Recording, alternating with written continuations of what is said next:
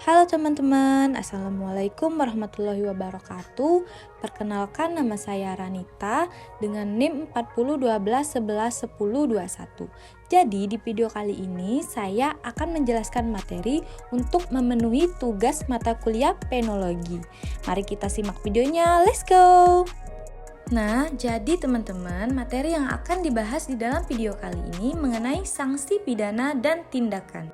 Akan saya bahas secara mendalam dalam video ini mengenai tinjauan umum tentang pidana dan tindakan. Pasti sebagian teman-teman udah gak asing lagi denger yang namanya pidana. Nah, sebenarnya apa sih pidana itu? Pengertian pidana atau disebut dengan STRAP.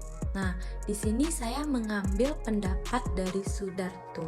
Jadi, Sudarto mengartikan pidana itu sebagai nestapa yang dikenakan oleh negara kepada seseorang yang melakukan pelanggaran terhadap ketentuan peraturan perundang-undangan secara sengaja agar dirasakan sebagai nestapa.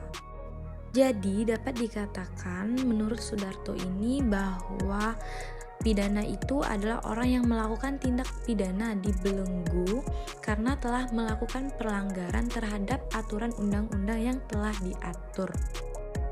Selanjutnya, menurut pendapat W.A. Bonger, dia mengartikan pidana adalah pengenaan suatu penderitaan karena seseorang telah melakukan perbuatan yang merugikan masyarakat. Jadi, W.A. Bonger ini mengartikan pidana itu sebagai penderitaan karena seseorang tersebut telah merugikan masyarakat. Nah, selanjutnya mengenai unsur-unsur pidana. Apa saja sih unsur pidana itu? Jadi, pidana merupakan penderitaan baik fisik, psikis, sosial, atau akibat-akibat lain yang tidak menyenangkan terpidana. Nah, unsur selanjutnya, pidana dijatuhkan secara sengaja oleh negara melalui putusan pengadilan kepada orang yang melakukan tindak pidana berdasarkan peraturan perundang-undangan yang sudah ada terlebih dahulu. Nah, selanjutnya unsur ketiga pidana yaitu pelaksanaan pidana dipaksakan oleh negara kepada pelaku tindak pidana. Nah, untuk unsur yang keempat yaitu berat atau ringannya penderitaan dipengaruhi oleh unsur tindak pidana yang dilakukan, motif melakukan tindak pidana, dan besarnya dampak dari tindak pidana terhadap masyarakat dan korban. Oke teman-teman, setelah membahas apa itu pidana, selanjutnya kita masuk ke materi tindakan. Nah, sebenarnya apa sih tindakan itu? Pengertian tindakan atau disebut dengan material.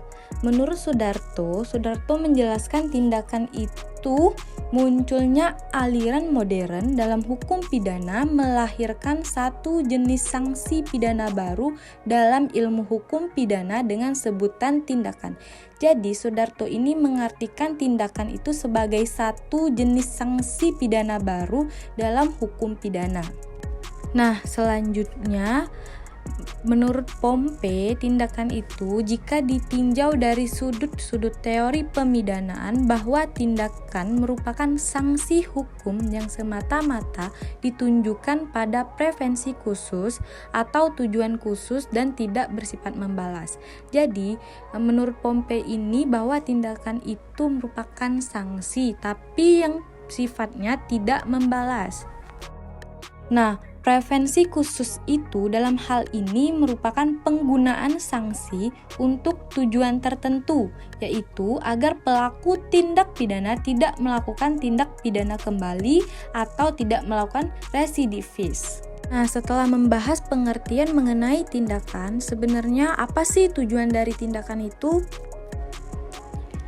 Tujuan penjatuhan tindakan, kalau misalnya menurut Andi Hamzah, dia berpendapat bahwa tujuan dari tindakan itu yaitu untuk melindungi masyarakat.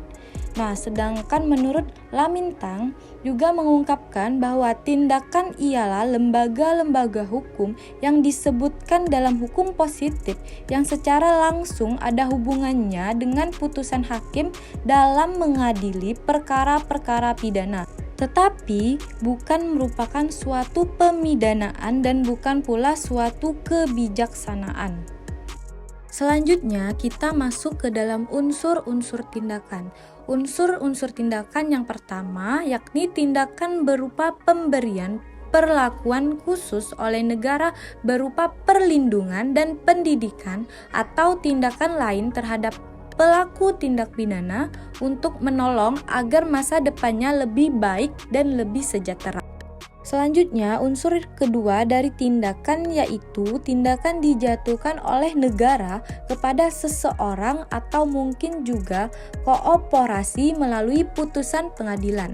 Nah, untuk unsur yang ketiga, pada hakikatnya dalam tindakan yang dijatuhi kepada seseorang tidak terkandung unsur kesengajaan untuk memberi penderitaan. Lanjutan dari unsur tindakan. Jadi tindakan bukan tergolong pidana dan bukan merupakan kebijaksanaan hakim atau kemurahan hakim. Nah, selanjutnya setelah membahas mengenai pidana dengan tindakan. Jadi bagaimana sih perbedaan pidana dengan tindakan? Jika berdasarkan doktrin, perbedaan tersebut dianggap sebagai pengimbalan atau pembalasan terhadap kesalahan si pembuat. Nah, untuk sedangkan tindakan dimaksudkan untuk melindungi masyarakat terhadap kejahatan yang dilakukan oleh si pembuat. Jadi dapat dikatakan bahwa pidana itu dianggap sebagai pengimbalan atau pembalasan. Nah, sedangkan tindakan itu bertujuan untuk melindungi masyarakat tersebut. Nah, jika secara teoritis perbedaan antara pidana dengan tindakan yang dibedakan berdasarkan tujuannya. Pidana bertujuan memberikan penderitaan kepada yang melakukan tindak pidana, sedangkan tindakan bertujuan untuk mendidik atau melindungi masyarakat terhadap bahaya yang ditimbulkan oleh orang tertentu. Nah, jadi kalau misalnya pidana itu tujuannya untuk memberi penderitaan kepada yang melakukan tindak pidana, sedangkan tujuan dari tindakan yaitu untuk mendidik atau melindungi masyarakatnya. Oke teman-teman, sekian video dari saya. Semoga materi yang saya sampaikan dapat bermanfaat buat teman-teman semua. Sekian, terima kasih. Mohon maaf apabila ada kesalahan kata. Assalamualaikum warahmatullahi wabarakatuh. Bye-bye.